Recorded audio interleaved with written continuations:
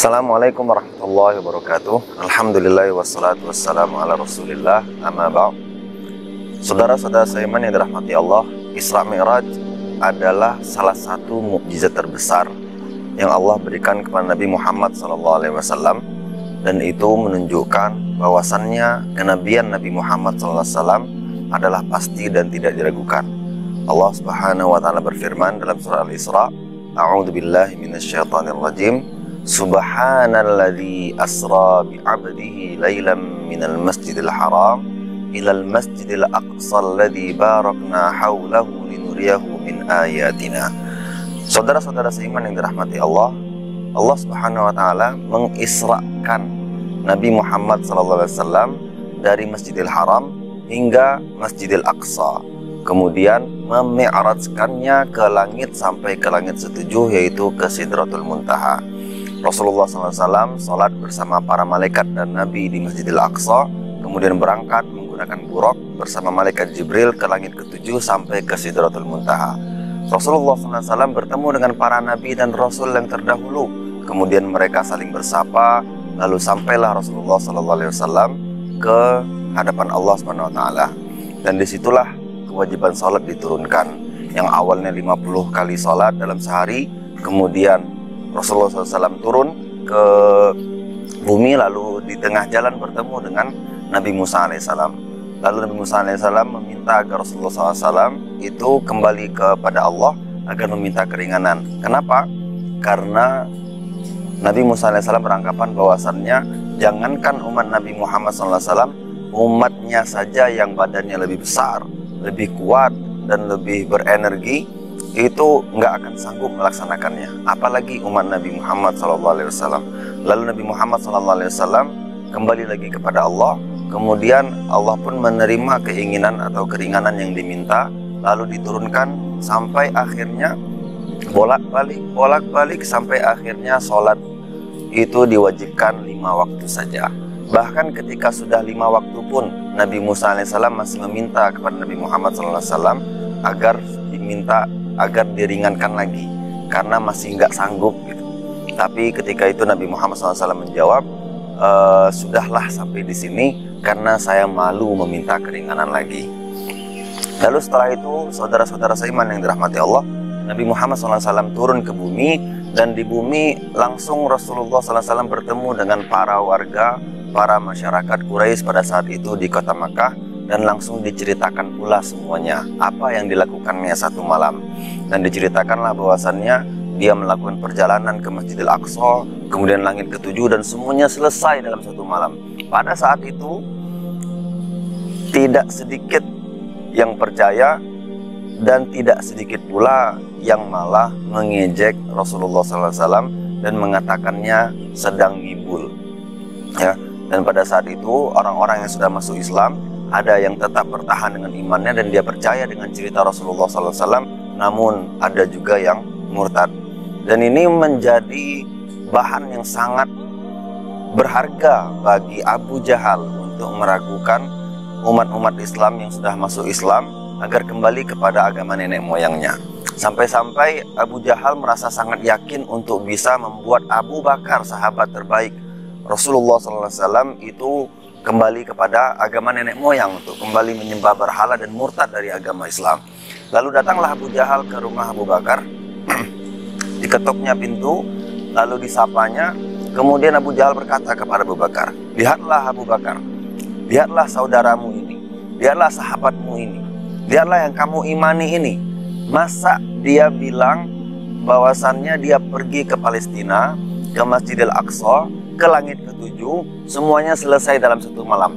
Bahkan kami pun dengan unta terbaik kami menuju ke negeri Syam sana, itu nggak cukup 1 bulan. Tapi dia hanya bisa menyelesaikannya 1 malam."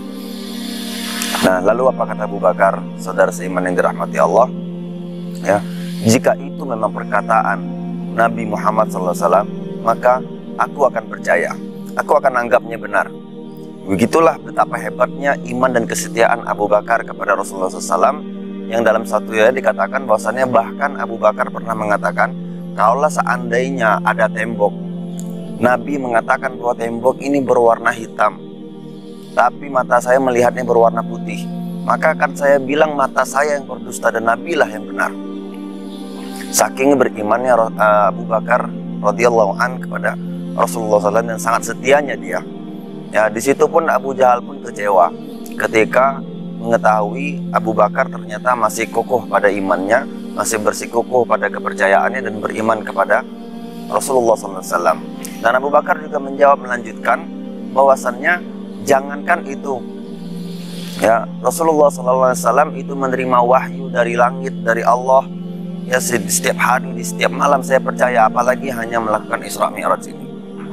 Saudara seiman yang dirahmati Allah, dari mukjizat Isra Mi'raj ini sungguh banyak sekali pelajaran yang bisa kita ambil, hikmah yang bisa kita petik, karena luar biasa. Ini mukjizat yang sangat besar dan ini diabadikan dalam Al-Quran dalam surah Al-Isra ayat 1. Yang pertama tentu adalah tentang keimanan Abu Bakar.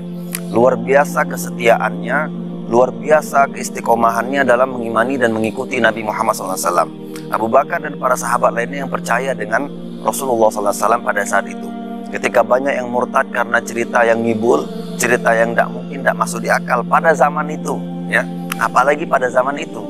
Di zaman itu belum ada teknologi, belum ada HP, belum ada media, pesawat dan lain sebagainya. Tiba-tiba datang orang pergi ke Palestina langit ke-7, selesai dalam satu malam. Tentu susah sekali untuk mengimani itu pada zaman itu. Susah sekali kita untuk mempercayainya pada saat itu. Maka sungguh kuatlah iman Abu Bakar dan para sahabat yang percaya kepada Rasulullah SAW dalam peristiwa Isra Mi'raj ini. Ini patut untuk kita teladani dan untuk percaya kepada Allah Subhanahu wa Ta'ala, percaya kepada Rasulullah SAW dengan apapun yang telah difirmankan Allah dan dengan apapun yang telah disabdakan oleh Nabi Muhammad SAW. Yang kedua yang paling penting di sini adalah jemaah saudara seiman yang dirahmati Allah, adalah bagaimana kewajiban sholat itu hakikatnya seperti apa. Jadi kita mengetahui dan kita juga sudah mendengar bagaimana hebatnya proses diturunkannya kewajiban sholat. Rasulullah SAW itu sampai pergi ke langit ke-7, sampai menjalani perjalanan yang sangat jauh untuk mendapatkan kewajiban sholat. Lalu prosesnya juga luar biasa. Bagaimana pertama Allah memberikan kewajiban 50 sholat, kemudian Nabi minta keringanan ya atas usulan Nabi Musa alaihissalam, itu sampai menjadi 5 sholat. Ini merupakan proses yang sangat hebat, jemaah saudara seiman yang dirahmati Allah. Ini merupakan proses yang sangat luar biasa yang tidak bisa kita sepelekan. Dan ini menunjukkan betapa penting dan dahsyatnya kewajiban sholat itu. Makanya dia adalah rukun Islam yang kedua setelah 2 kalimat syahadat. Dan sholat diletakkan paling penting ya setelah 2 kalimat syahadat. Dan dia juga merupakan tiang agama. Dan disinilah kita harus bisa mengetik hikmah dan mengambil pelajaran bahwasannya sholat bukanlah syariat yang patut untuk disepelekan, bukanlah syariat yang patut untuk diremehkan. Ini harus betul-betul kita yakini, betul-betul harus kita dirikan, kita jaga sehari semalam. Dan peristiwa Isra Mi'raj ini salah satu hasil yang paling dahsyatnya, yang paling luar biasa adalah kewajiban sholat ini. Mari kita jaga sholat sebagaimana Rasulullah SAW menjaganya, sebagaimana para sahabat radhiyallahu anhu menjaganya, dan sudah melalui proses yang luar biasa. Mari betul-betul kita jaga, kita nikmati, kita tingkatkan kualitasnya, kita jadikan sholat ini betul-betul menjadi tiang agama kita, yang mana jika kita tidak serius dengan sholat ini, maka ya runtuhlah agama kita. Karena as-sholatu imaduddin, sholat adalah tiang agama. Dan sholat menjadi amal yang pertama kali dihisap nanti di akhirat, yang pertama kali ditanya sama Allah, yang mana ketika sholat kita baik, full, tidak bolong-bolong, khusyuk, berkualitas, maka semua amal kita sebanyak apapun dan sedikit apapun itu pasti akan Allah berikan ganjaran yang maksimal. Tapi sayangnya kalau seandainya sholat kita yang pertama kali dihisap ini malah jelek, bolong-bolong, nggak khusyuk, nggak berkualitas, ya, maka semua amal kita yang lainnya pun akan rusak. Sungguh rugi kita. Mungkin itu yang bisa saya sampaikan. Saudara seiman yang dirahmati Allah, semoga bermanfaat, semoga bisa kita ambil pelajarannya, dan semoga bisa kita amalkan, khususnya bagi saya sendiri dan bagi kita semua yang mendengarkan dan menyaksikan video ini. Mudah-mudahan bermanfaat. Aqulu qouli hadza, astaghfirullah li wa lakum wa lisairil muslimina wal muslimat wal mu'minina wal mu'minat fastaghfiruh innahu huwal ghafurur rahim. Assalamualaikum warahmatullahi wabarakatuh.